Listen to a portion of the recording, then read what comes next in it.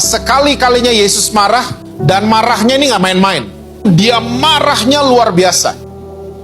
Dan dia marahnya itu kepada pedagang-pedagang. Aneh ini. Karena pertanyaannya begini. Petrus nyangkal Yesus. Nyangkal tuh dosa yang parah loh, saudara. Saudara tahu nyangkal? Saudara ke reuni SMA, saudara sama istri saudara, ditanya sama teman-teman SMA, itu siapa? Kenalin adik gue. Nah, itu nyangkal. Ya. So, nyangkal tuh parah banget. Tapi ternyata Petrus nggak dicambuk sama Yesus, kan? Petrus nggak dicambuk. Yudas berkhianat. Yudas dibanting-banting sama Yesus? Enggak. Siapa yang paling nyebelin? Ahli Taurat sama orang Farisi. Mereka kalau bertanya, sifat mereka bertanya, motivasi mereka bertanya, selalu pengen menjatuhkan Yesus. Ahli Taurat sama orang Farisi. Tapi ahli Taurat sama orang Farisi nggak pernah diginiin sama Yesus. Ya, sampai dicambuk, sampai dijungkir balikin, nggak pernah sama sekali. Kita lihat Alkitab kita bersama dalam kitab Yohanes pasalnya yang kedua, ayatnya yang ke-13 sampai dengan ayatnya yang ke-17. Itu judul perikop, di atasnya adalah Yesus menyucikan bait Allah. Dia marahnya main fisik, gak cuman verbal. Ya, di ayat 15 tadi dibilang yang bikin cambuknya Yesus sendiri, yang jungkir balikin meja itu Yesus sendiri. Yesus gak suruh Petrus, bikinin cambuk, enggak. Yesus gak suruh Yohanes, tolong jungkir balikin meja, enggak. Tapi semuanya dia bikin sendiri.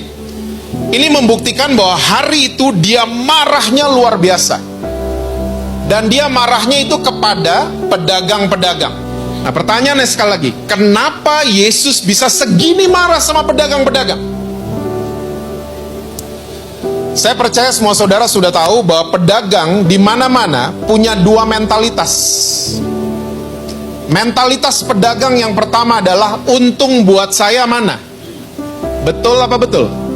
Tidak ada pedagang yang cari rugi, nggak ada.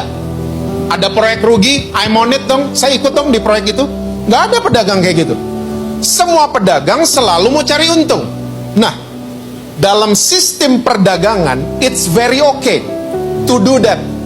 Nggak apa-apa banget. Tapi kalau mental seperti ini dibawa masuk ke tubuh Kristus, ini yang bahaya. Hubungan kita sama Tuhan akhirnya adalah hubungan yang bukan dengan penuh kasih, tapi hubungan kita sama Tuhan adalah hubungan perdagangan, untung dan rugi. Kita tanpa kita sadari, kita seringkali mau kebaktian, mau komitmen, mau ikut pelayanan, motif kita untung dan rugi. Kalau menguntungkan, saya datang pastor, saya datang. Kalau menguntungkan, saya komitmen. Kalau menguntungkan, saya akan beri lebih banyak. Kalau menguntungkan, rumah saya pakai buat komsel. Kalau menguntungkan. Kalau rugi gimana?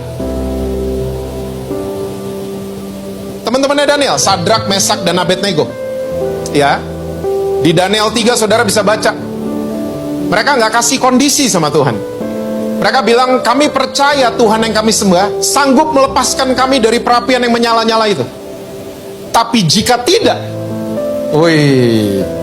kami nggak akan sujud sama patungnya Nebukadnezar. Ini orang yang sayang sama Tuhan tanpa kondisi. Nabi Habakuk juga mengajarkan hal yang sama. Kalau saudara baca Habakuk 3 ayat 17 dan 18, Habakuk kalau bahasa sekarangnya, walaupun gak ada panen sama sekali, walaupun kebun anggur gak panen, saya gak bisa bikin red wine dan lain sebagainya, saya akan tetap bersorak-sorai buat Allah saya. Ini orang yang gak kasih kondisi sama Tuhan. Sekali lagi, dalam sistem perdagangan it's very okay, tapi jangan bawa ini ke rumah Tuhan. Ya, ingat judulnya, Yesus menyucikan bait Allah. Bait Allah sekarang itu saudara dan saya, bukan bicara gedung. Ya, jangan sampai ini ada di dalam motivasi kita. Oke? Lalu mentalitas pedagang yang kedua. Pedagang selalu mau saingan sama toko sebelah. Betul?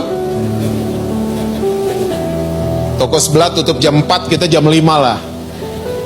Toko sebelah parkirannya ada 20 mobil, kita 30 mobil dong. Ya, toko sebelah nggak ada delivery, kita ada delivery dong. Ya, Sekali lagi, dalam sistem perdagangan, it's very okay. Tapi kalau ini dibawa ke tubuh Kristus, ini yang ngeri. Ngeri kan? Keadaan orang Kristen tanpa kita sadari kayak begini. Kalau pelayanan kita udah established, kita mulai lirik-lirik gereja sebelah. Ternyata khotbahnya nggak bener itu. Maksud diajarin bebas bikin dosa, maksud begini, maksud begitu. Ya, kita lebih bagus. Nyanyi kita lebih bagus, sound system kita lebih bagus, dan lain sebagainya. Dan itu terpengaruh sama setiap individual. Ya, kita waktu masuk ke tubuh Kristus, kita adu-aduan siapa yang paling benar, siapa yang enggak. Siapa yang angkat tangannya paling tinggi, siapa yang enggak. Siapa yang buka rumahnya, siapa yang enggak. Kita mulai gitu-gitu. Seharusnya mentalitas orang Kristen, waktu Yesus habis marah, murid-muridnya Yesus teringat sama perkataannya Raja Daud ayat 17. Justru cintaku akan rumahmu menghanguskan aku. Seharusnya mentalitas orang Kristen kayak begini. Kita datang ke rumah Tuhan, kalau kita cinta sama rumah Tuhan, kita bersedia dihanguskan. Ya, ini bahasa Yunaninya katesio. Oke? Bahasa Inggrisnya di strip down. Di strip down. Ini tahun 90-an. Saudara kalau dengar kata Tesla, saudara ingatnya mobil. Kalau saya, ini sebuah band dari Sacramento, Tesla. Mereka punya hits, nama lagunya Love Song. Tahun 90, mereka yang invented unplugged concept. Mereka bikin album namanya 5-Man Acoustical Jam. Saudara nggak ada yang tahu lagi gini-ginian ya. Saudara Hillsong banget mukanya. Mereka yang bikin duluan. Tiba-tiba tahun 93 di copy sama MTV, dipakai nama Unplugged. Eric Clapton, Tears in Heaven. Ya, tahun 94 Eagles, Hotel California, Unplugged semuanya. Nah, ini adalah konsep musik yang di strip down, katesio. Ya, dilucuti semuanya. Nah, kita kalau cinta sama rumah Tuhan, seharusnya kita begini. Bersedia dilucuti semua karakter-karakter yang belum beres. Semua sifat-sifat yang masih buruk. Ya. Semua kebiasaan buruk. Tuhan tolong proses saya. Tuhan tolong bentuk saya. Saya datang ke rumah Tuhan bukan untuk adu-aduan siapa yang lebih kudus, siapa yang lebih benar, enggak. Tapi saya mau masuk ke rumah Tuhan untuk Tuhan membentuk saya.